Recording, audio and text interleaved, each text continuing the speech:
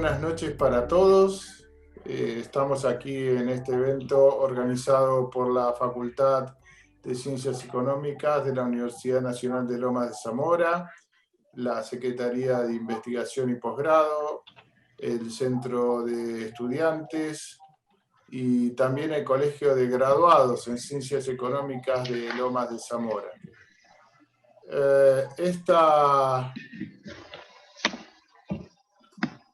Esta charla va a estar a cargo del profesor Ricardo Sabor, que es un profesor leyenda ya en nuestra facultad y en muchas facultades de distintas universidades, y lo va a estar moderando la profesora Alicia Bertolot. La idea es ir directamente a los participantes, y desde ya les agradecemos desde la facultad, desde la Secretaría de Investigación y Posgrado, la presencia, y bueno, que es mucha, tanto en el canal de YouTube como aquí en nuestra sala de Zoom. Así que agradecidos por su participación. Sin más, los dejamos con los intérpretes. Bueno, buenas noches a todos. Vamos a hacer una breve presentación del doctor Sabor, aunque todos lo conocen.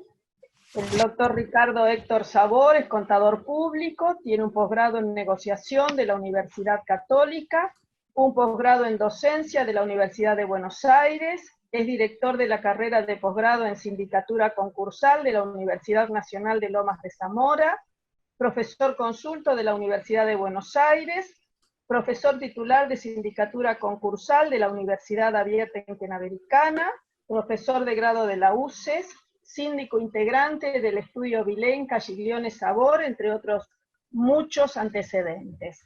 Así que, bueno, le vamos a dejar la palabra a nuestro expositor para hablar sobre el tema que nos convoca hoy, que es el caso Vicentín y la emergencia económica. Doctor, lo escuchamos.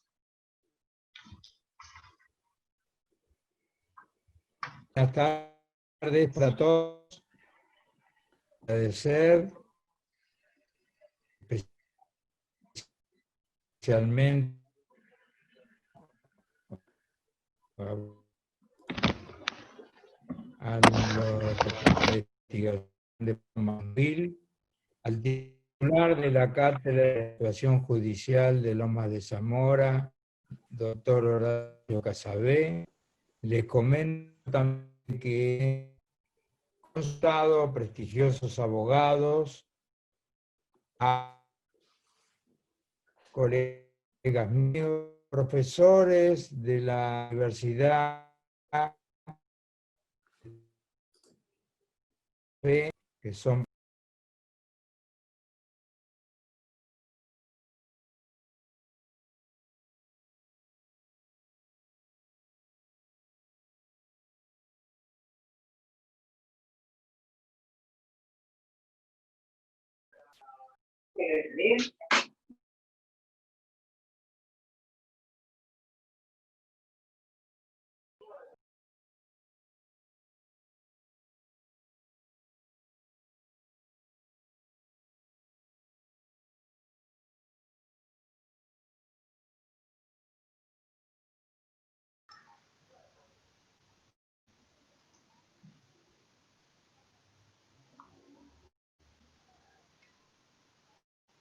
Se ve que se ha desconectado el doctor Sabor, Marcelo. Sí, no lo estoy escuchando yo, no sé, a ver, lo tengo conectado, ¿no? Pero me parece que tenemos un problema, profesor. ahora. Ahora, a ver, ahora sí, ahora sí. Disculpen, esto de la tecnología, bueno, se cortó, y volvemos a decir. Creo que había quedado en que consulté a distintos periodistas, alumnos de posgrado de sindicatura concursal de la Universidad Interamericana, y en especial la colaboración desinteresada de Alicia Bertoló y María Silvia Vigenzoni. Bueno, estoy a disposición. Esto no quiere ser ni una conferencia donde todos se van diciendo que bien o que mal, sino una charla entre amigos, y aquellos que no conozco, de los que están, les doy la bienvenida. Adelante. Doctor, bueno, antes de comenzar, y dado que ya hemos recibido algunas consultas sobre la emergencia alimentaria y la soberanía alimentaria, ¿usted nos puede aclarar algo al respecto? ¿Significan lo mismo? ¿Es lo mismo emergencia alimentaria que soberanía alimentaria? Bueno, en realidad lo que se define como soberanía alimentaria es lo que en este momento se está discutiendo y ha producido una serie de conocimientos de futuros legisladores que incluso van a resolver sobre el tema. Esto dio motivo a que se hiciera un decreto de necesidad de urgencia como para intervenir a la sociedad nombrando un interventor, en la medida de que ya esto va pendiente a una expropiación de la sociedad Vicentín, sociedad anónima, con un desplazamiento del órgano directivo. Más adelante nos vamos a referir más profundamente, pero ya se escucharon voces en las cuales estos han opinado de que esto es anticonstitucional porque viola la propiedad privada y por sobre todo un avance del Poder Ejecutivo sobre el Poder Judicial, ya que la empresa Vicentín ha solicitado concurso preventivo en febrero de 2020 y el juez civil y comercial de Reconquista Santa Fe ha dictado y aceptado esa petición con un acto de apertura que lleva fecha 5 de marzo de 2020. ¿Por qué no nos explica un poco, doctor, de qué se trata Vicentín? Así todos estamos en tema sobre qué estamos hablando. Bien, Vicentín es una familia que se ha radicado en Avellaneda y que constituyó una sociedad hace 90 años, fundamentalmente en el norte de la provincia de Santa Fe. Y ahí sí que hubo una soberanía alimentaria, porque este pueblo era tan pobre que Nicolás Avellaneda durante un año le ha permitido alimentar a ese pueblo. Evidentemente, esta sí es una emergencia alimentaria. En momentos donde los recursos de los habitantes eran mínimos, fue así como esta ciudad fue creciendo. Esto me hace recordar de que el domingo, que fue el Día del Padre, los padres hubieran visto hoy que la familia en sí se encuentra en una crisis financiera y económica de gran importancia. Ya no están presentes estos padres, pero hoy sí los hijos y los nietos que le dieron vida a esta actividad. Realmente de ese matrimonio tuvieron 3 hijos, de los cuales aumentaron la familia con la incorporación de 6, 4 y 1 más. Y yo ya entiendo que esta es una familia numerosa, que vieron cómo fue evolucionando a tal punto que hoy están teniendo alrededor de 1.300 empleados, que a su vez con las familias esto representa un importante número para la actividad de Avellaneda, Reconquista, San Lorenzo, Ricordone, Granadero Baigorria, Capitán Bermúdez, Rosario, Provincia de Buenos Aires, Ciudad Autónoma de Buenos Aires, Córdoba y Mendoza. ¿Cómo es la actividad? Trabajan con pequeños productores, hacen la compra de granos, los exprimen y producen aceite. Exportan, obtienen créditos por prefinanciación, tanto en el ambiente internacional como local, y llegaron en el ámbito internacional a obtener 295 millones de dólares, y siendo acá localmente también un importe importante del Banco de la Nación Argentina. Decimos entonces que la actividad principal es el de la soja y que llegó a producir 300.000 toneladas anuales. Utiliza fundamentalmente el puerto de San Lorenzo para la exportación y además produce biodiesel y material de bicetenol y glicerina. Expande su actividad tan importante que se dedicó también a otras obras, especialmente el vino, y donde fracasó fue en la distribución de los productos de Sancor. Como para que no ser tan explícito, les voy a comentar cómo fue lo de Sancor. Tomó la producción, pero no la distribución.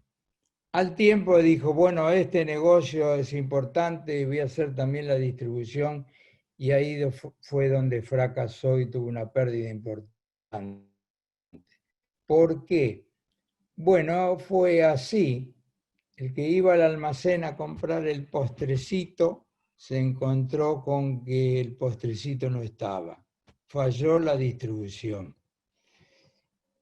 ¿Por qué falló la distribución? Porque no supo abastecer a todo el país. Ahí fue como el almacenero le decía, llévese este otro postrecito que es parecido. Y fue así que a los 2 días volví al mismo cliente a pedir el postrecito y el postrecito no estaba. Por último, captó el gusto del nuevo postrecito y llevó a que cuando llegó el producto, ya con un valor más importante o más caro, el producto se perdió. Es así como tiene interés en Algodonera Avellaneda, que es una hilandería. Si bien es cierto el porcentaje llega al 3%, los mayores accionistas son también Vicentín, o sea, la sociedad anónima más los socios. También explota el biodiesel mediante una empresa Renova. En Renepac, una sociedad también que hace aceites vegetales. En vinos, se llama Vicentín Family Winners, de Mendoza. También un frigorífico, se llama Friar. Los yogures que ya le comenté bajo la empresa Arsa. Granos con establecimiento ubicados en Paraguay, Uruguay, en Europa. En Europa se llama Europa SL, está en España. Y utiliza, como ya manifesté, el puerto San Lorenzo y Reconquista. La soja representa un 20% del total, los cereales un 5%, pero en general, con la actividad exportadora, representa un 10,3%. Llegó a facturar $3.500.000 en el año 2018, teniendo una importante ubicación en el mercado que va en ascenso desde el año 2014 en adelante. Forma una sociedad con Glencore, que ya después lo vamos a analizar, de mucha importancia. De ahí en más, si analizamos la información contable que surge del mismo expediente del concurso preventivo, vemos cómo durante el año 2014 y 2017 hay un incremento importante del patrimonio neto, pero quizás no por el aumento por ganancias, sino más bien porque hubo 2 revalúos contables. El último muy cuestionado, Pero es así que después, aprovechando la aplicación del ajuste por inflación en el 2018, llegamos al mayor patrimonio neto de la sociedad. Lamentablemente, no tenemos información del último balance del 2019, porque el ejercicio económico cierra en octubre, mientras que los ejercicios anteriores fueron auditados por una empresa de auditoría internacional, KPMG. Ahora, de ahí en más, que es donde empiezan las dificultades económicas y financieras, no tenemos información, de lo cual estamos en una nebulosa de que si los libros están al día, si la documentación existe o no. Bien, quien sabe perfectamente esto en este momento serán los directores.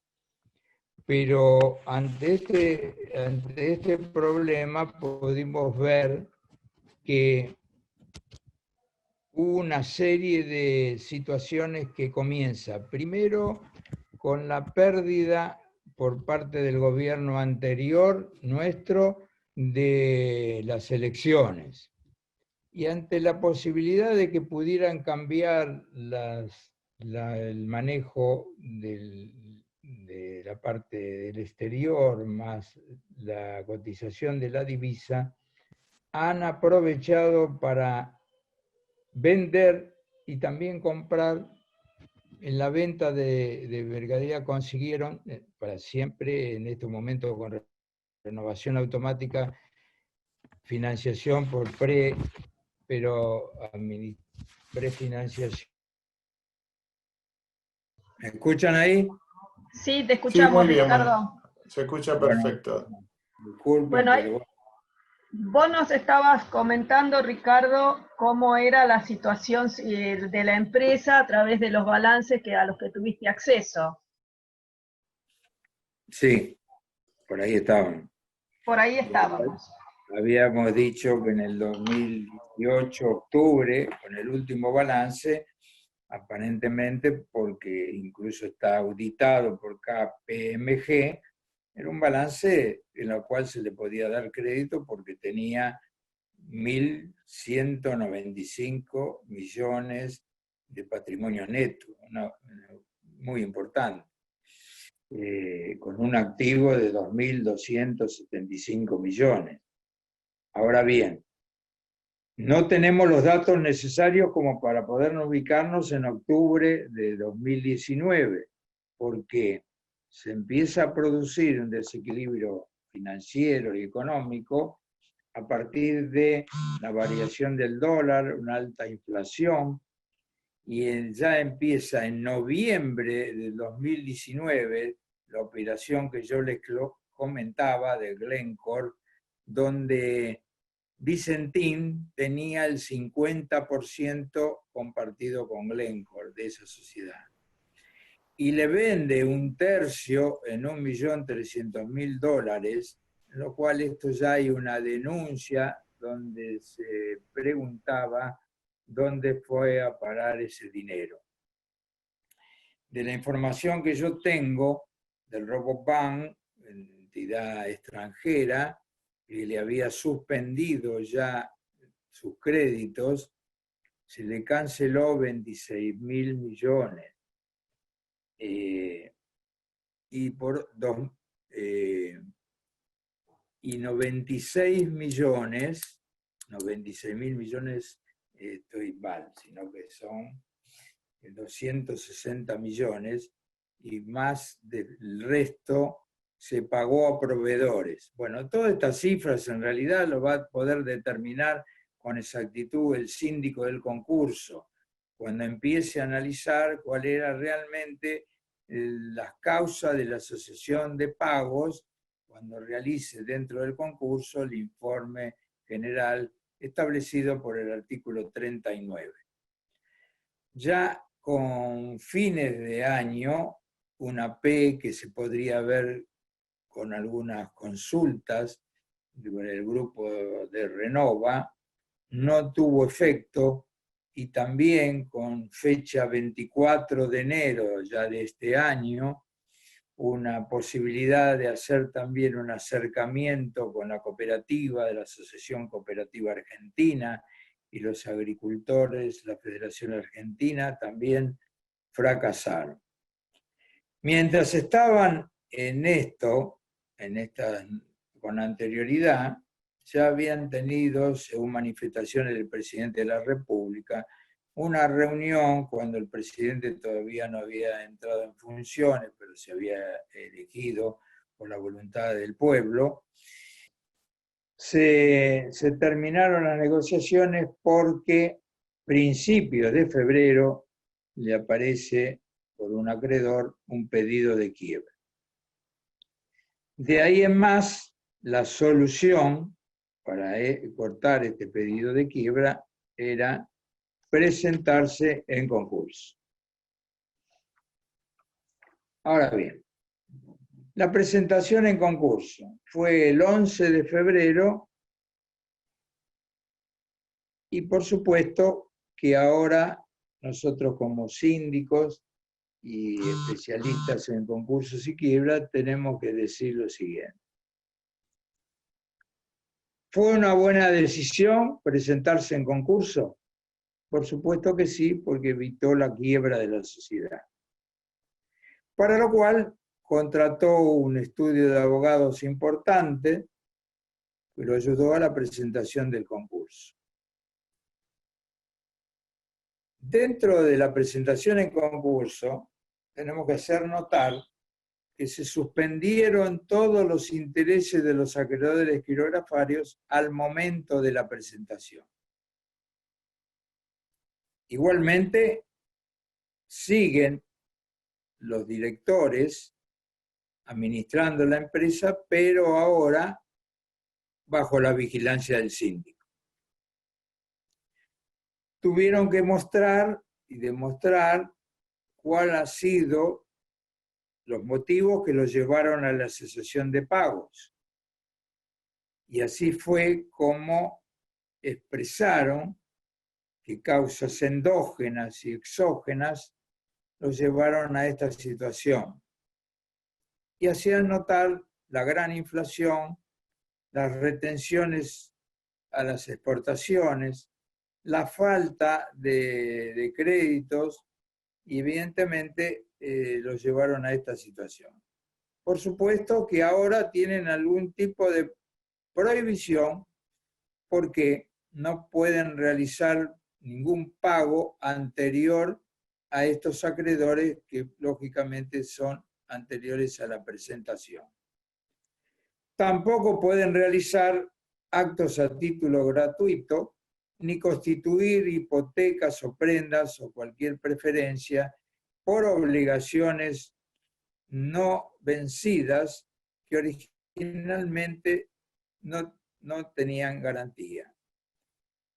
El concurso, decimos que es importante porque da la posibilidad de que ahora, donde no se le paga a los acreedores, se les suspenden los intereses, da motivo para que el deudor se aboque a que la empresa continúe funcionando, genere recursos genuinos para poder, en determinado momento que se reúna con los acreedores, llegar a un acuerdo preventivo.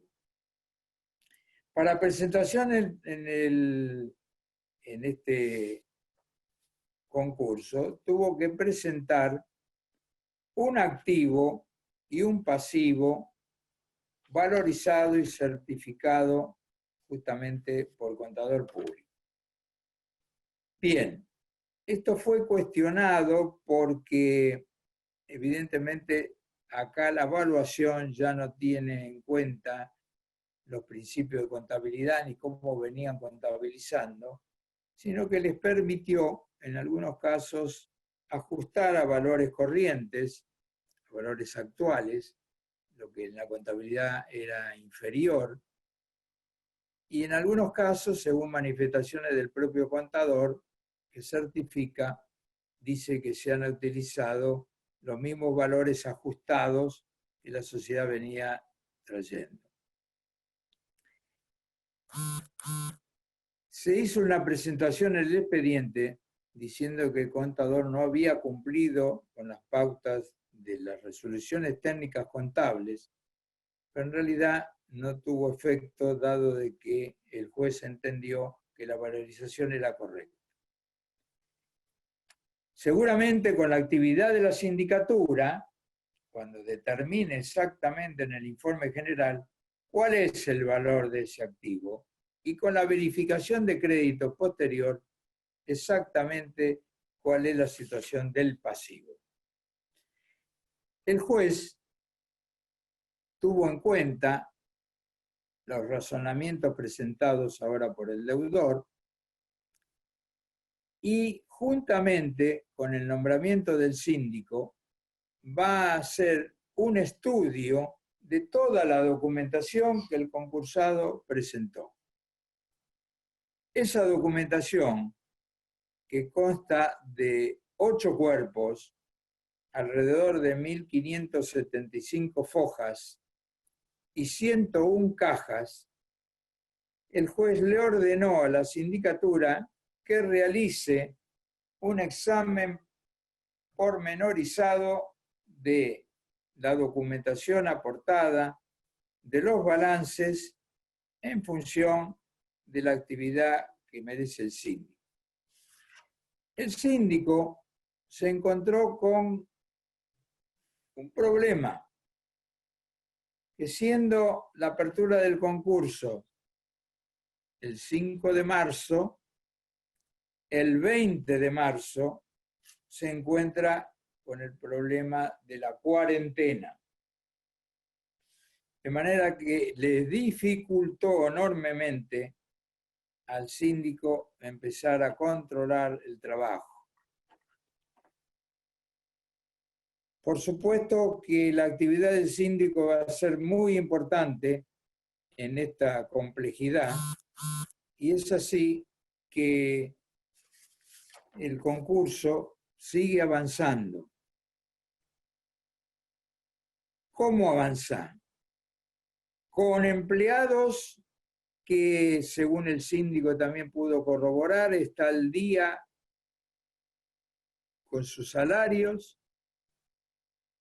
y ocupa localidades como Avellaneda, Reconquista, San Lorenzo, Ricordone, Granadero Baigorria, Capitán Bermúdez, Rosario, Provincia de Buenos Aires,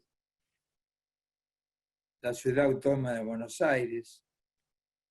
Y en realidad esto es importante porque el síndico pudo cumplir con una de sus tareas, que es informar al juez sobre la existencia de deudas laborales. Es cierto que el síndico también cumplió cuando presentó una serie de listas de juicios que tiene la concursada por temas laborales, pero como todavía no tienen resolución, no han integrado la lista del pronto pago. Lo que el síndico estaría trabajando, digo estaría porque tiene dificultades en la elaboración del informe mensual, puesto del tema de la cuarentena y el tema también de saber exactamente cómo está la administración del concursado. En el informe mensual que el síndico va a elaborar, es tan importante que ahí se va a demostrar lo que hoy día se dice que la sociedad está trabajando. Algunos dicen que sí que está trabajando, pero a un 60%. Pero en realidad el síndico ahí va a ir demostrando la posibilidad de que la empresa vaya generando ingresos genuinos. ¿Y por qué digo esto? Porque estará en condiciones de utilizar debidamente el patrimonio denunciado, aquel activo fundamental que está diciendo de que hay disponibilidades, de que hay cuentas por cobrar. Esto ¿estará en condiciones los directivos de la sociedad de producir esa cobranza de los créditos? El síndico lo va a tener en cuenta en la medida de cómo se cobran esos créditos. Se va a encontrar con que no tiene tanta mercadería como lo venía teniendo en distintas oportunidades cuando estaba floreciente, especialmente el año 2017-2018. Pero bien, a medida de que el síndico vaya presentando esos informes, se va a poder ir opinando cómo está el avance de la sociedad. Es decir, ¿está mejor, está igual o está peor? La circunstancia ahora, evidentemente, de que no hay debida mercadería y que tiene que tener nuevamente el apoyo de los acreedores, a los cuales no se le ha pagado, trae una incertidumbre que todos quieren saber un poco de qué se trata. Aparte, el juez ha, como dice la ley, ha designado el comité provisorio. Y para esto, como dice la ley, tomó también los principales acreedores quirografarios. Y entre los principales acreedores quirografarios se encuentran los financieros del exterior, la International Corporation, con domicilio en La Haya, también integra otra financiera importante de La Haya, lo cual son, la primera que le estoy diciendo son 16.504 millones, la segunda 9.200 millones, la Asociación de Cooperativa Argentina de Rosario con 4.929 millones. Esos fueron como titulares. Y como suplentes, el Banco de Tokio, con 4.420 millones, los Commodities de Santa Fe por 2.780 millones, y el Banco de la Provincia de Buenos Aires por 1.814 millones. Y la pregunta es, ¿y el Banco Nación, que tanto en estos días se está investigando sobre el Banco Nación, que mañana hay una reunión en senadores por un proyecto elaborado por el senador Parrilli, donde se va a investigar los contratos financieros que se le ha dado a Vicentín en una etapa que se dice estaría ya en cesación de pago. Aún así, el juez más adelante no está en el expediente si realmente el comité provisorio aceptó el cargo, porque el mismo juez está diciendo a los que van a representar y van a componer el comité provisorio que no tendrán remuneración, aún así tampoco los profesionales que ellos puedan designar. Y también entonces, en función a esto, entra en el comité provisorio el Banco de la Nación Argentina. Algunos que escuché, periodistas, cuando se nombró el comité provisorio, sin conocer de la situación, decían de que el presidente del comité provisorio era el Banco Nación. No, esto fue una decisión posterior del juez que lo introduce dentro del titular del comité provisorio. Si es que todos aceptaran el cargo como titulares, estaríamos en contradicción con lo que dice la ley, puesto que serían 4 los provisorios y no podrían tomar decisiones por mayoría, como dice la ley. Y en caso de empate, me preguntaría quién podría esto resolver. De manera tal de que todo esto nos trae a una resolución favorable del juez, que algunos preguntaron, ¿por qué si habiéndose presentado el 11 de febrero o el 10 de febrero, lo resolvió la apertura del concurso el 5 de marzo? Y fue también porque había pedido plazo Vicentín para completar recaudos del artículo 11, y habiéndolo cumplido y el juez atendiendo las razones por las cuales se ha presentado, la cantidad de acreedores, alrededor de 2.600, ha hecho la apertura del concurso de Vicentín con número de quit de la calle 14.495 de la localidad de Avellaneda. Y acá un comentario de que se trató de que el concurso se abriera en la ciudad de Rosario, y sin embargo se tramita en Reconquista porque la sede social es Avellaneda y Reconquista está representando dentro de la jurisdicción, el juez competente es el que está actuando sin ningún inconveniente.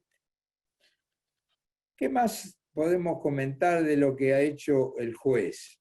Bueno, ha ordenado, exactamente como marca la ley, la publicación en el Boletín Oficial de Santa Fe, y también en un periodo de mayor circulación.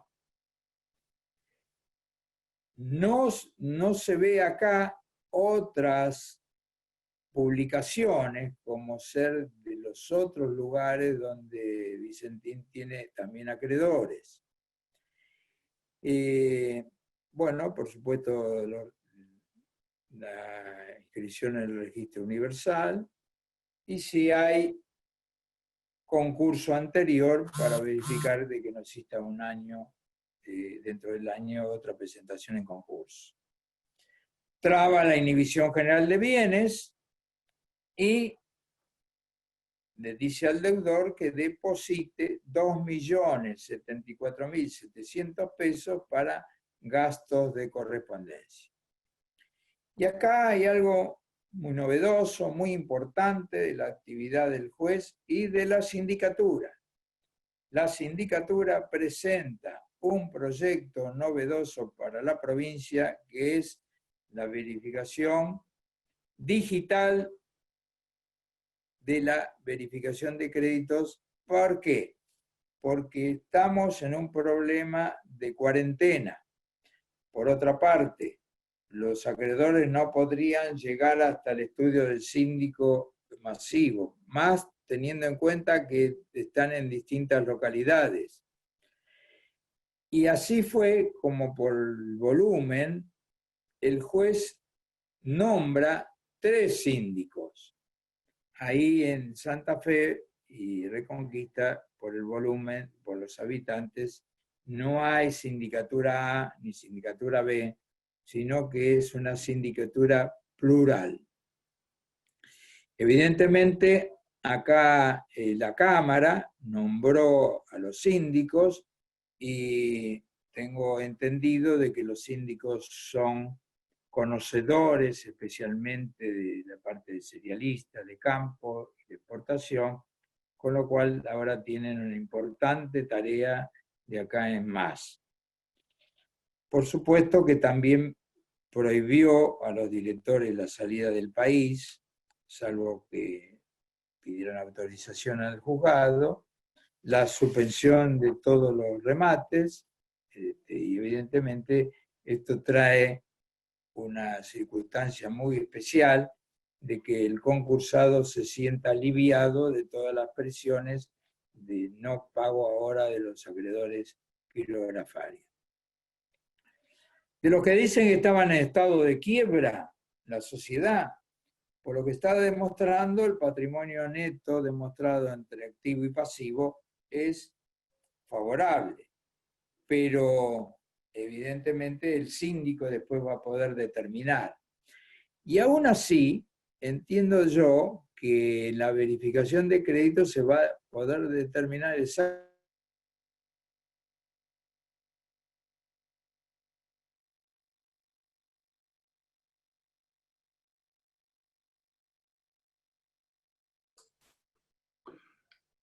Bueno, hemos perdido la comunicación de nuevo. curso una pena. de la ley para el año Ahí que está. viene, donde A ver, se a ver. haga la reunión de acreedores. Evidentemente ahí va a vencer la fecha de exclusividad y el concursado va a poder llegar o no a una definición. ¿Esto qué pasa? Va a tener que aprobarse con la doble mayoría de los acreedores quirografarios, como marca la ley, y va a ser el destino de la sociedad. Y si no fuera así, bueno, hay otra posibilidad que es el CRANDAM, de que si alguien está interesado en la empresa, podría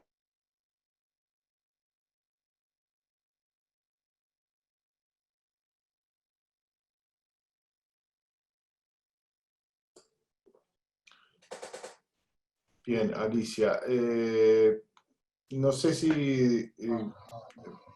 a ver, lo tenemos de nuevo.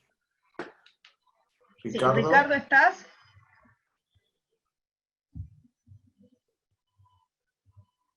Un segundito a ver si me ¿Pero qué ha conecto. pasado? Ricardo, Recién en Santa Fe, Ricardo se había cortado. Vos estabas hablando de que se iba a llegar a la instancia del CRANDAM y ahí nos quedamos porque se te cortó.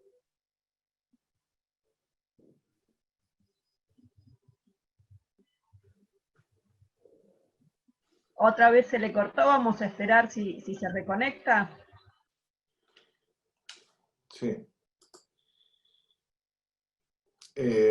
No sé si igualmente quieren, vos, Laura, tenés alguna pregunta o algo que quieran ir tomando nota. Ahí está Ricardo otra vez, a ver. Sí, Está Ricardo, desconectado el audio, Ricardo. tenés que conectar el audio, Ricardo.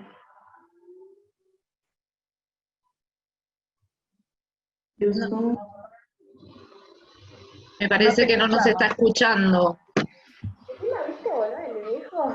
Che, tengo el micrófono apagado, ¿no? Ahora sí, Ricardo, nos habíamos quedado cuando vos estabas explicando que se llegaba a la oportunidad del CRANDAM y ahí nos quedamos. y ahí nos quedamos. Bueno, estamos en el CRANDAM, que inicia el CRANDAM, según las fechas establecidas, en el mes de septiembre del 2021. Pero hay una circunstancia, que como se está denunciando que los propios accionistas y directores también son acreedores de la sociedad, pero también han prestado dinero, se encuentran en la posibilidad de que tanto como grupo económico o como haber prestado dinero y por otra parte ser acreedores, se podrán presentar en concurso dentro de los 30 días de la última publicación de dictos. Pero bueno, la publicación de dictos ya pasó, pero los términos fueron suspendidos por la feria que la Corte Suprema ha establecido. Hace ya prácticamente 10 días, una semana, que se produce la habilitación total para ejercer con la actividad normal. ¿Esto qué hace? De que se reanudan los términos y seguramente se presentarán en concurso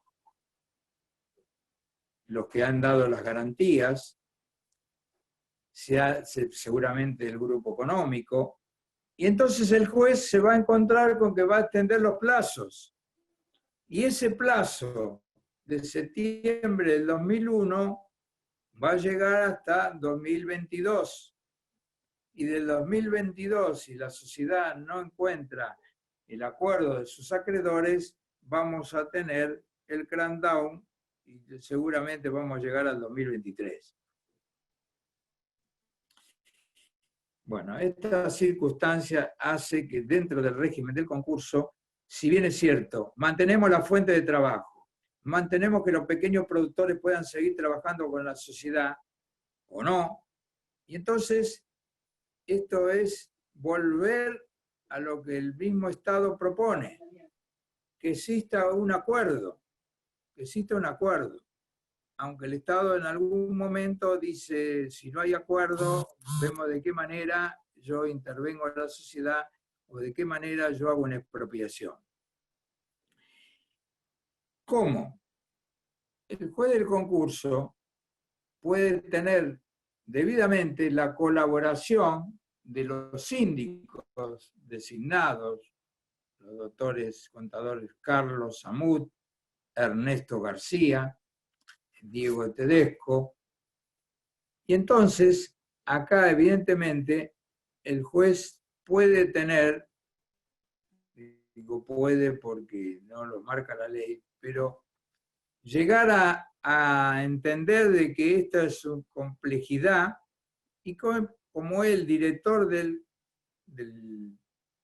juicio podría llamar a las partes para llegar a ver de qué medida puede lograr este tipo de acuerdo. En realidad, a ver, ¿cuáles son las piezas fundamentales para continuar? Primeramente, los empleados y obreros, que están al día, que ya el síndico manifestó que sí, que evidentemente están al día, están en condiciones de colaborar y seguir trabajando. Parece que sí. Por otra parte, en la medida que ustedes entiendan de que los pequeños productores van a seguir trabajando para la sociedad y en alguna medida tendrán que recomponerse ellos también la dificultad de no haber cobrado. Y el Estado evidentemente podría también colaborar. Que si hay saldos a favor, o bien ver qué propuestas hay importantes para que se pueda tomar una resolución. Mientras todo esto, idea se pueda ir perfeccionando, está el síndico. El síndico ya ha manifestado y ha demostrado una actividad importante para la verificación de créditos. Y después tiene una tarea muy importante que es analizar las causas del desequilibrio económico. ¿Coincidirá con el concursado o no? Determinar exactamente cuál es el activo y el pasivo. ¿Encontrará la documentación necesaria para hacer las investigaciones? Ya el síndico conoce que hay una serie de denuncias, especialmente el otorgamiento de crédito del Banco Nación. Pero a ver, él no va a opinar sobre si el banco estuvo bien o estuvo mal, simplemente va a ver el recibo del dinero, que en la verificación de crédito, cuando vengan los acreedores a verificar, el síndico va a estudiar la importancia y el destino de esos fondos, porque se habla de una triangulación de las exportaciones. Bueno, el síndico investigará. Y por otra parte, tiene cerca, si es que los directores y el accionista van a colaborar, hacer todas las preguntas necesarias para encauzar la investigación también por parte del síndico. Va a ser muy importante la época de la expresión de la cesación de pagos. Si evidentemente hubo algún acto prohibido dentro de lo que ha pasado en el concurso. Y si es posible también, si tienen algo que ver en esto la ley de la competencia. Es decir, confiamos en que el síndico va a hacer una buena actividad. Y yo podría decir que yo tuve también una complejidad tan importante con mis socios, la doctora Vilenca, el doctor Giglione, excelentes profesionales, en un concurso de Aguas Argentina donde tuvimos 94.300 acreedores. Bueno, esta complejidad tan importante donde el juez no determinó cuáles eran las funciones, pero sí el juez nombró 3 estudios A, y para trabajar éramos 8 síndicos contadores y nuestros abogados eran 15 más. Con lo cual, trabajamos bien, nos reuníamos permanentemente, pero no tuvimos, como no teníamos del juez orden, no distribuimos exactamente cuál es la función de cada uno. Y todos hicimos como si fuéramos uno la verificación de crédito, todos hicimos y atendimos los incidentes, todos hicimos el informe general, y en realidad donde hemos fracasado fue en la verificación de crédito. ¿Por qué? Porque tiene que haber un responsable de la verificación de crédito y unirse con el juzgado para ver cuáles son los criterios. Ejemplo, nosotros nos llevamos las carpetas cada uno, unas cuantas carpetas cada uno, es decir, les aviso que no vinieron 94.300, sino alrededor de 900 y pico, porque la mayoría de los acreedores eran justamente los usuarios de Aguas Argentinas, que después no pudieron utilizar su crédito cuando esto pasó a AISA. Pero aún así, el juez después se encontró con que los que verificamos los créditos de un estudio seguimos trabajando como de costumbre. Y uno le verificó el crédito con intereses, otros entendieron que los intereses del mismo rubro no iban, otros se los morigeró, y el juez evidentemente nos llamó y nos dijeron, pero ¿cuál fue el criterio?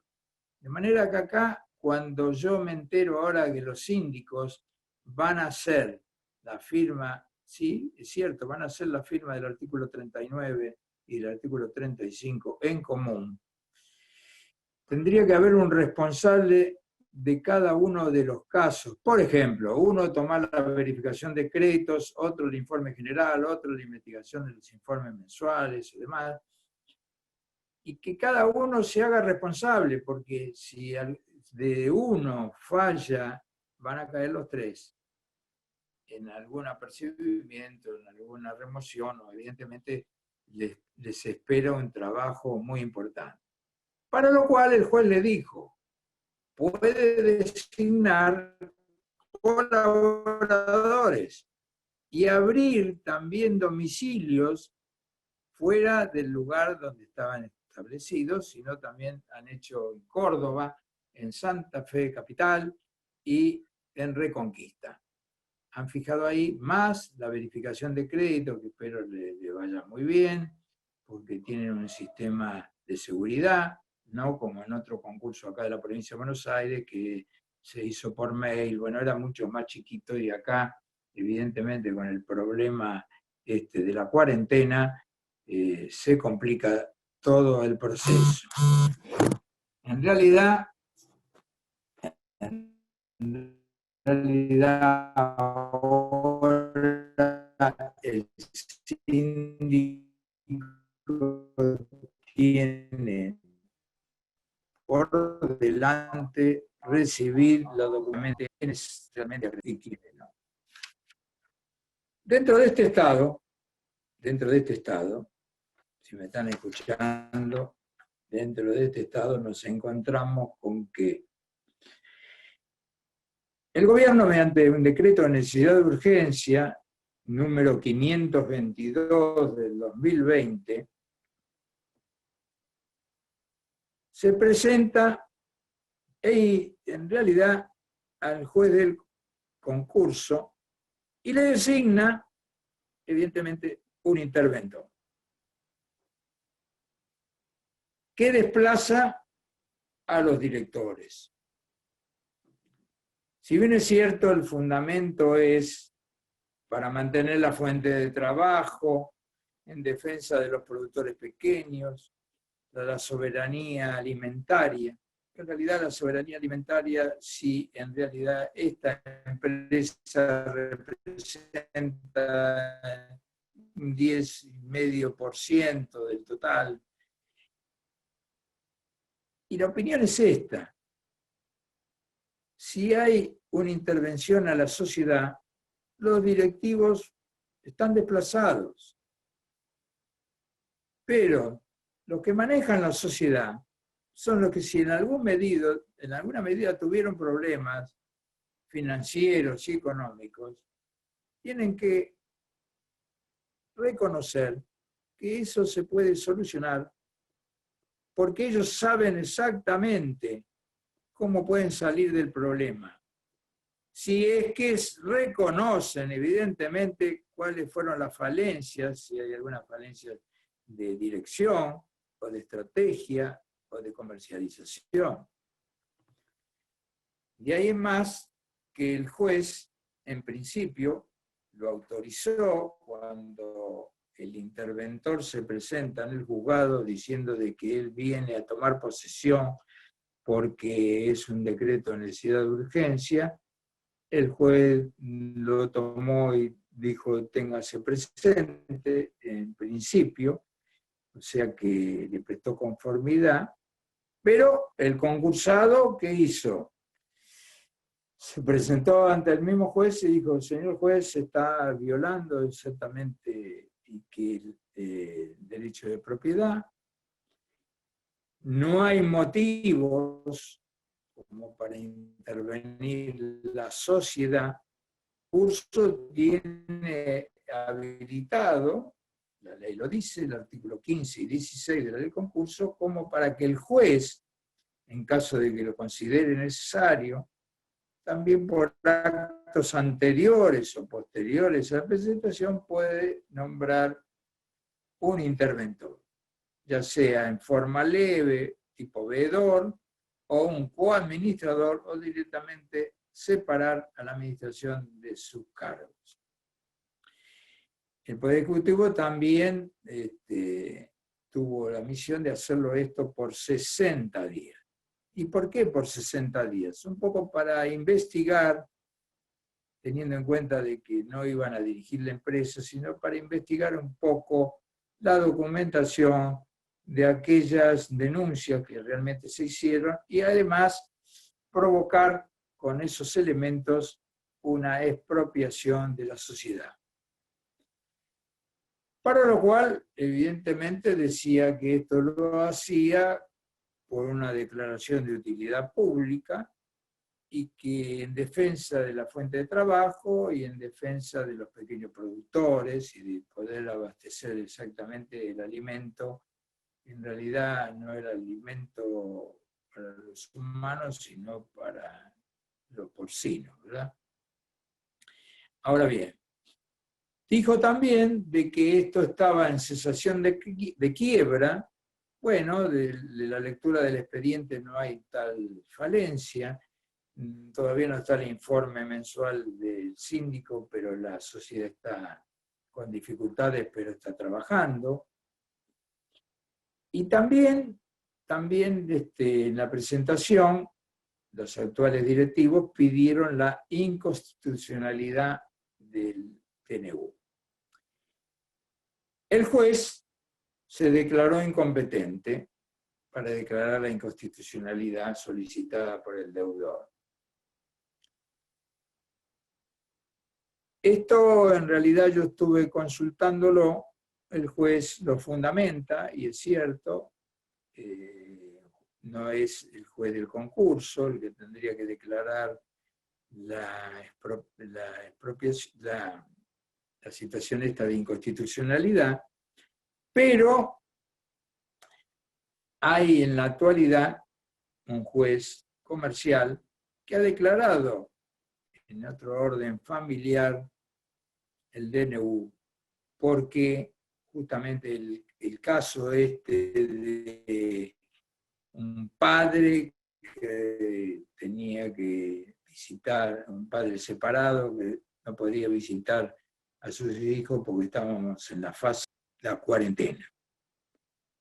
Y otra parte de la doctrina dice que el juez estuvo bien en este sentido, yo entiendo de que sí, pero otros dicen de que cualquier juez puede, incluso no a pedido de parte, sino en conocimiento de que hay una inconstitucionalidad, declararlo. Ahora bien, la expropiación requiere una serie de requisitos, ¿verdad?, que hay que demostrarlo. Y por lo tanto, de ahí la llegada de pasar con los papeles. No fue directamente el director designado como fundamental y especial, porque tuvo una intervención quirúrgica, y aparecieron ahí en su interventor, Luciano Sarich. Se presentó con un escribano, Carlos Gaitán, exhibió DNU y tomó posesión, un poco con alguna reticencia de los directores de Vicentín, pero asumieron. Hay un acta que el escribano levantó y asumieron. Evidentemente, yo me hago una pregunta. Si fueron a la sede social a investigar, se imaginan que en 60 días, en realidad, poco podrían haber hecho. Y por otro lado, toda la documentación estaba en poder de la sindicatura, o por lo menos en el juzgado, para que el síndico lo analice. Recuerden lo que yo les comentaba de aquellos 8 cuerpos, 1575 fojas y 101 cajas. Bueno, pero aún así, el DNU fue analizado por el juez. En parte el DNU sigue vigente, no fue declarado inconstitucional, y es así como el interventor estaría en funciones. Pero el juez ha dicho, bueno, bien, lo reconozco, intermedio, pero que no sea interventor. Que vuelvan los directores a Vicentín y que este interventor pase a ser veedor para controlar la actividad de los directores. Mientras tanto esto ocurre, Sergio Nardelli, uno de los directores de Vicentín, y algunos dicen, pero ¿cómo? Y Nardelli, y el presidente que tiene otro nombre, y demás, pero no tiene nada que ver con Vicentín. No, simplemente de que las mujeres que tienen apellido Vicentín, al casarse, bueno, no han perdido, pero bueno, ya el apellido es del marido y los hijos tomaron ese apellido por eso, pero todo un núcleo justamente de la familia Vicentín. Ahora bien, Vicentín, habíamos hablado ya de que tenía una importante producción de toneladas diarias, de 29.500 toneladas diarias, que en 3 meses habían facturado 3.000 millones de pesos, que era exportadora de granos, pero que evidentemente ofrecía una deuda de 100.000 millones de pesos. ¿Y cuál es el tema importante? De que aún cuando el pasivo sea muy importante, está la posibilidad de que en un acuerdo de acreedores, estos acreedores, ¿qué podrían hacer? Llegar a un acuerdo, incluso con alguna quita. Esto es lo mismo que estamos viendo en este momento, de que el gobierno argentino está tratando de solucionar la deuda externa y donde está ofreciendo una quita importante como para poder llegar a un acuerdo con los acreedores. Bueno, esto más o menos es lo mismo. Pero, ¿y cuál es el problema de que la ley de concursos siga adelante? Bueno, el problema no está en el cumplimiento de los plazos que se van a cumplir, sino en el estado de la sociedad en este momento. La sociedad, si está en un estado con problemas financieros y económicos, tenemos que analizar, ¿tiene posibilidad de continuar? ¿Quién la va a apoyar? Si tiene posibilidad de continuar, analicemos. A ver, ¿qué dice que tiene como patrimonio en la presentación en concurso? Aunque no tenemos el balance, por lo menos ahí tenemos alguna posibilidad de ver cómo está la composición del activo y del pasivo. Si tomamos el pasivo, y ya el síndico lo ha dividido en 3 partes, lo dividimos en deudas comerciales, préstamos financieros y lo que se denominan cargas sociales, que son impositivas, aduaneras, provinciales y municipales. Hablando en miles de millones, las deudas comerciales son 27.728 millones. Los préstamos financieros son 69.741 millones. Y las deudas impositivas, aduaneras, provinciales y municipales es 1.793 millones. El total del pasivo es 99.262 millones. Esto realmente es importantísimo. Pero ya como les decía, en un concurso preventivo, este pasivo se puede refinanciar, incluso se puede disminuir con alguna quita. Pero ¿qué pasa? Nos encontramos que el Banco Nación, dentro de lo financiero, tiene 18.162, estamos hablando de millones, la cooperativa financiera 16.504, el Banco de Holanda 9.228, el Banco de Tokio 4.430, y eso es importante de que financieramente se le ha dado créditos que evidentemente ahora tendrán que ir a verificar y exactamente determinar cuál es la posición. Para poder operar, según a febrero, ¿había dinero en caja y banco? Sí, 40 millones, 47,68. Pero la sociedad tiene algo muy importante, que son participaciones en otras sociedades, controladas y vinculadas por 29.106 millones. También la sociedad le ha prestado, según lo que se pudo ver del expediente, a socios y directores, y tiene cuentas por cobrar muy importantes, por ventas, pero no tan importantes como lo que tenía anteriormente.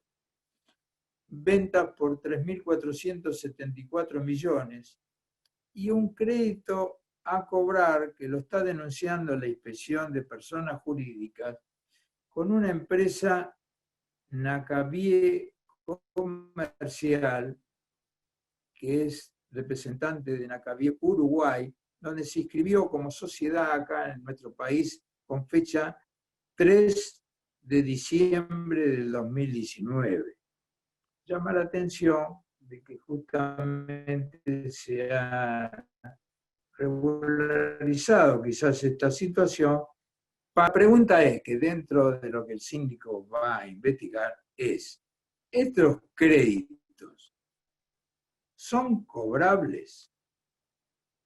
Además, ¿qué vencimiento tienen? Si bien parece, están dentro de lo que es créditos corrientes, o sea, dentro del año. Pero estos préstamos y mutuos que hay, socios y directores, evidentemente podrían ser compensados porque son de la misma sociedad. Y por lo tanto, tenemos que también es cierto que uno de los directores tiene un mutuo de 43 millones y también hay accionistas que se le ha prestado e incluso son recíprocamente, son acreedores y deudores.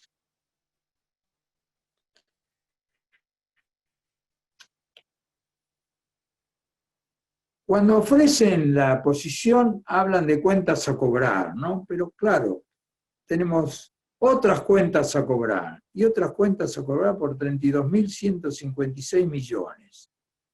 Ahí sí, donde están los accionistas, donde están los directores, donde aparece acá esta empresa del Uruguay con 2.174 millones. Y en la parte de cuentas a cobrar por ventas, aparece una cantidad importante de 3.470 millones. O sea que hablamos de una gran importancia de las deudas, pero salvo deudas privilegiadas, que se tendrían que ver cómo están constituidas, los acreedores girofarios no van a cobrar. Y si esta posibilidad de ingreso al patrimonio puede ser de que la sociedad, que tiene poca mercadería denunciada, o bienes de cambio, nada más que 610 millones, en realidad lo que venía trabajando era muy poco, pueden hacer frente a que la sociedad comience a funcionar y se pueda recomponer. ¿Producto de qué? De la falta de pago justamente de los acreedores girofarios. El total del activo, porque acá están los bienes de uso donde hay algunas propiedades, es 35.562 millones, lo que hace un total de 101.969 millones de activos, que contra el pasivo nos deja un patrimonio neto relativamente bajo comparado con los balances anteriores, pero que podría afrontar la sociedad. Ahora bien, si hay que seguir con la operativa de la compra de materiales a los pequeños productores, especialmente a la asociación agropecuaria, ¿estarán en condiciones de sus acopios que tienen vendérselo a la sociedad? ¿Van a confiar en la sociedad?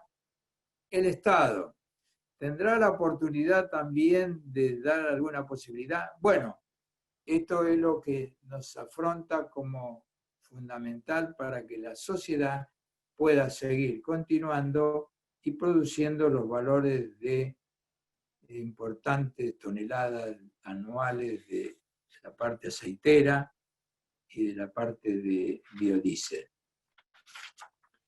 En este sentido, vamos a hacer una última, quizás, reflexión para dar paso a las preguntas, pues se me está terminando el tiempo, de que, y bueno, ¿qué podría hacerse o qué debería hacerse? Antes de eso me olvido de que también,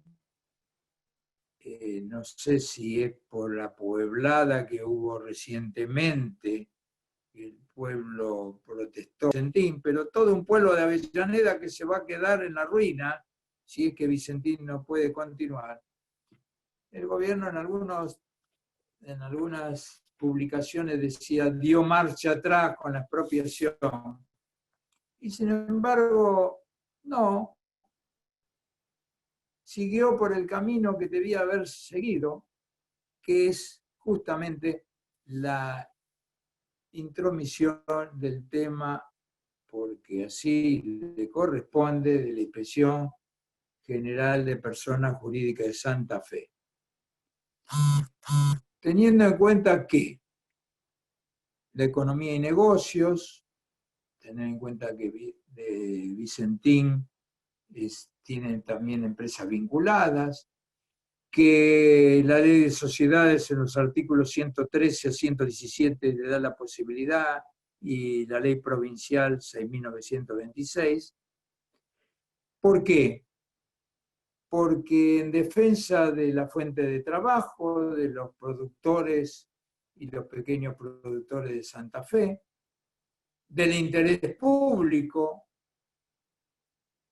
del decreto de necesidad de urgencia número 522, que todavía está vigente, que esta, Vicentín, es una sociedad del artículo 299, que la falta de presentación del balance del 2019, que tenía que incluso haber presentado en el concurso, porque ya había vencido los plazos, y que pidió prórroga, que estamos ya a junio y que todavía no está ese balance.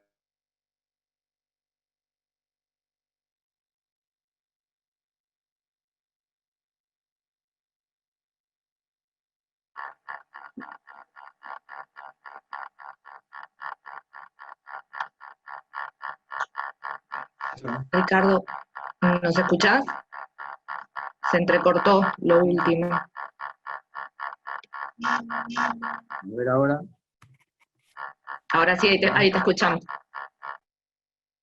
Bueno, estaba diciendo entonces que la inspección, teniendo en cuenta que la sociedad del artículo 299 hace de que está en acción de vigilancia, no solo por la sindicatura, sino que también hacia los directores.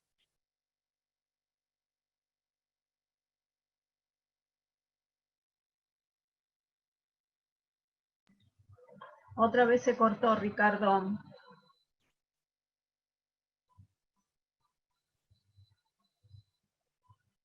El juez entonces le intervino. Ricardo, se había cortado. Reponiendo lo que el juez contrariamente había dicho, a los dos interventores designados por el gobierno, con el DNU,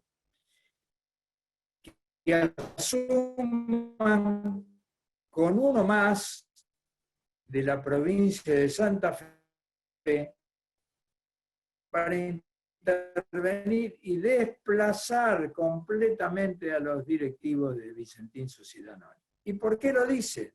Porque los directivos no están en condiciones de actuar, no es que estén condenados, tienen denuncia y tendrán seguramente la posibilidad de defenderse en juicio y aclarar toda esta situación que no es, por ahora será el próximo capítulo, ¿no?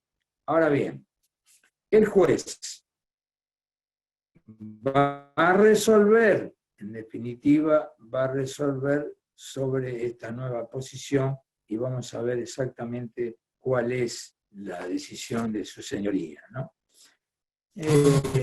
Volviendo al tema de la expropiación, evidentemente la expropiación tiene que tener en cuenta primero la utilidad pública de Vicentín y aplicar la ley 21.499, para lo cual primero tiene que pagar antes de expropiar. Y para esto, ¿cuánto vale la sociedad? Y va a ser muy importante el informe del síndico cuando haga el activo y el pasivo verificado, más los otros incidentes de verificación que podría haber, y cuál es el activo, y cómo está valorizado. Y ahí va a intervenir, que lo dice el artículo 10 de la propia ley 21.499, el valor por medio de un tribunal de tasaciones de la nación. Por supuesto que ese valor después hay que pagarlo. La idea en principio y original, que después hay alguna modificación, es que el Poder Ejecutivo le dé autorización al ministro de Economía o al Ministerio de Economía a continuar con este pago, para lo cual le permite emitir títulos de la deuda pública o crear alguna moneda complementaria para el abono de esta situación. Y el Estado también podría intervenir de alguna manera capitalizando su crédito. O bien, ¿cuál crédito? Y estamos hablando del Banco Nación, de la aduana, de AFIP. Y también está la idea de crear un fondo fiduciario Agro-Argentina, que es un patrimonio que lo va a manejar, culminando el proceso de esta manera, integrando los bienes de Vicentín. Y todo el personal pasa a ser personal de YPF, manteniendo su categoría y su antigüedad, con lo cual el personal no perdería ninguno de sus beneficios. Y entonces, acá, como para ir dando una solución, se podría formar una UTE compuesta con ¿qué?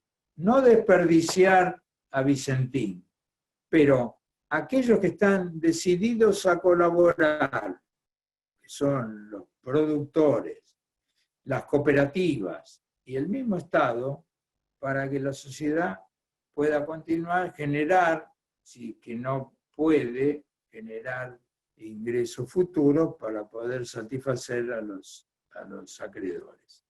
Pero bien, acá en algún congreso se hemos presentado de que el concursado debería explicarle al juez cuál es su plan de negocio. O sea, ¿qué es lo que va a hacer de acá en más? ¿Cómo va a encarar ¿Está hecho este estudio? ¿Está hecho para estudiarlo? Bueno, en realidad todavía no es tiempo, pero me parece que el juez está bien orientado en llevar adelante con el apoyo de la sindicatura el problema.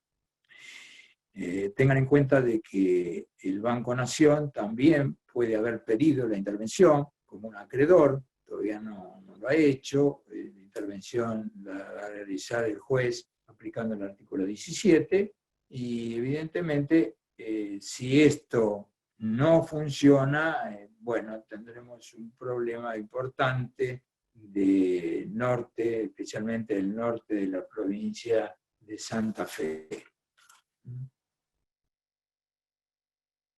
Me parece que estoy en término, porque ya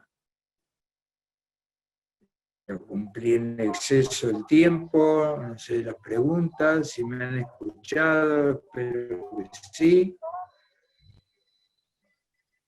Le doy la palabra, Alicia, si estoy por ahí. Sí, te hemos escuchado por ahí con algunas interferencias. Como en el aire. Te estamos escuchando y bueno, entonces si concluyó la exposición, si hay preguntas, dejamos el espacio para las preguntas. Yo Laura, no estoy escuchando, ¿verdad? Sí, Ricardo, te seguimos escuchando, muy clara tu exposición, agradecemos el tiempo y la verdad que da gusto escucharte. Hola. Hola,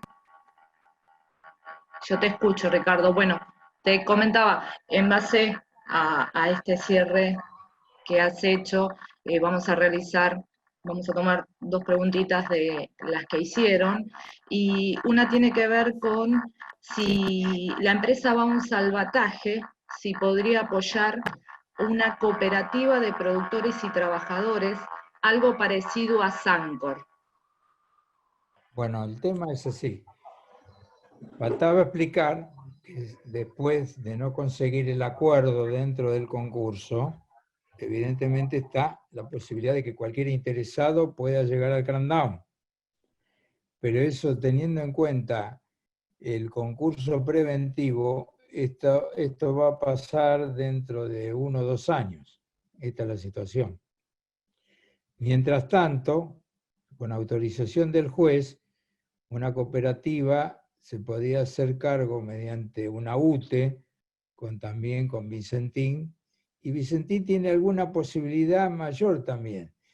Su mayor activo son participaciones en otras empresas, así como, es una opinión personal, así como vendió una parte de ese paquete accionario con Glencore, podría llegar a desistir de alguna tenencia accionaria con una importante cantidad de ingresos de dinero. Pero eso sí es posible de la cooperativa. Bien, perfecto. Y ante esto, ¿estamos ante una familia numerosa o es una unidad económica? Es distintas sociedades. En la mayor parte, según lo que pude averiguar, esto el síndico después va a investigar, a pesar de que Vicentín Sociedad Anónima tiene una porción muy pequeña, la composición de otras sociedades la tienen los familiares en forma personal. Y como también lo tiene en Uruguay, el Familiar Group, que depende del Uruguay, que es muy importante esa sociedad y que en algún momento también ha tomado tal importancia que ha permitido, según lo que dicen, exportar vía Uruguay y Paraguay haciendo una triangulación, que eso también está denunciado y va a ser motivo de investigación penal. Bien.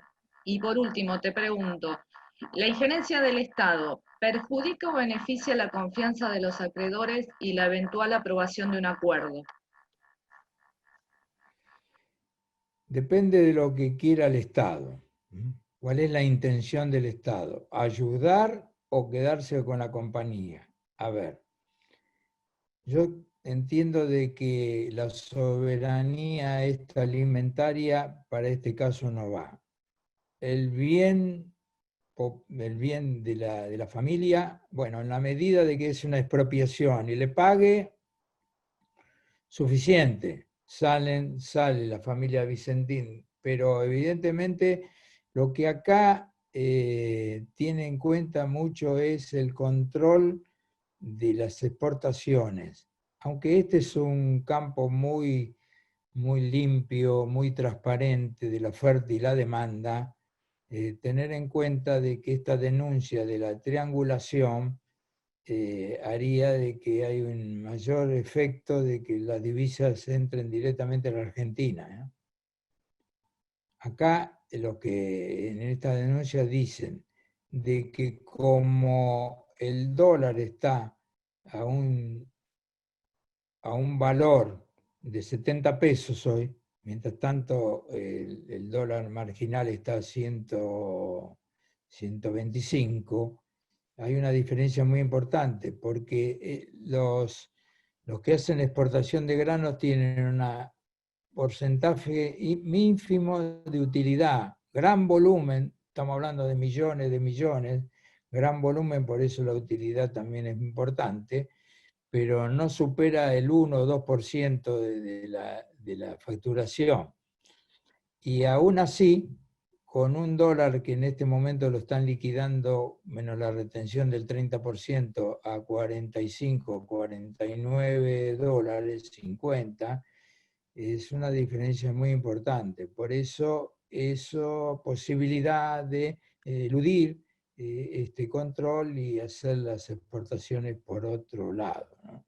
Ya sea vía Paraguay o vía Uruguay, donde Vicentín también tiene la oportunidad de tener sociedades, como lo tiene en Brasil, como lo tiene en España.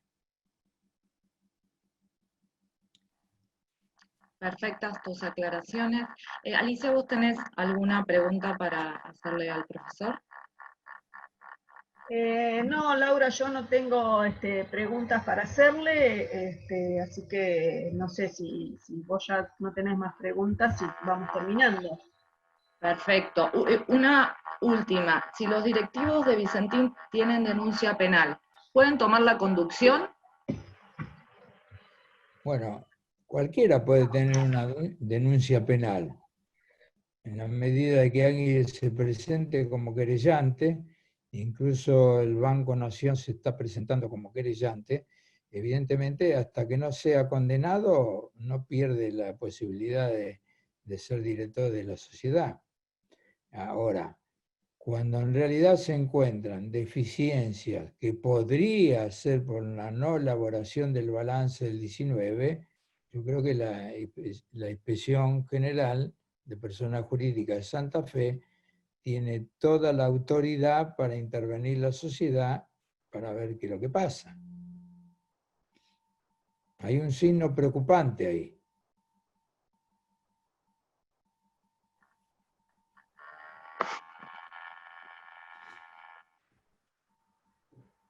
Bien, Ricardo, la verdad, muy clara tu exposición, agradecemos tu gentil participación, más allá de los contratiempos que hemos tenido con lo que son las conexiones, que en estos días están algunas un poco más débiles, por esto que nos tuvimos que presentar todos con trabajos académicos a través de internet. Siempre es generosa tu participación, lo destacamos, y dejamos abierto el espacio para futuros encuentros, donde te digo que tuvimos participación acá en Zoom, tuvimos participación en YouTube, así que todos te agradecen y te mandan todos mensajes de cariños por los distintos conocimientos en distintas facultades o espacios que has transitado. Desde nuestra facultad agradecemos siempre el estar presente y el sumarte a todas las propuestas. Bueno, evidentemente yo soy el agradecido, y si por algún medio los que tienen interés en seguir investigando o cambiando opiniones sobre el tema, o tratando de información, porque lo que yo he hecho es tomar información que en realidad quizás mañana tengamos una información distinta. La gente que está en el tema, especialmente la sindicatura, el juez y demás, son los que más tienen que llevar adelante una voz de alivio a toda esta situación, ¿verdad? Y por otra parte, tratar de no entrar en esta figura de contrariedad, más bien desde el punto de vista político, que yo he tratado de eludir, ¿no? Pero hay que estar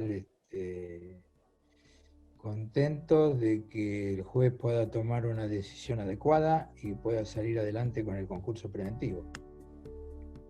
Yo podría pedir un aplauso a la distancia para Ricardo. Gracias, Ricardo. Gracias. Muchas gracias. Muy interesante. Bueno, agradecemos a todos la participación y con esto cerramos el encuentro. Que tengan todos buenas noches.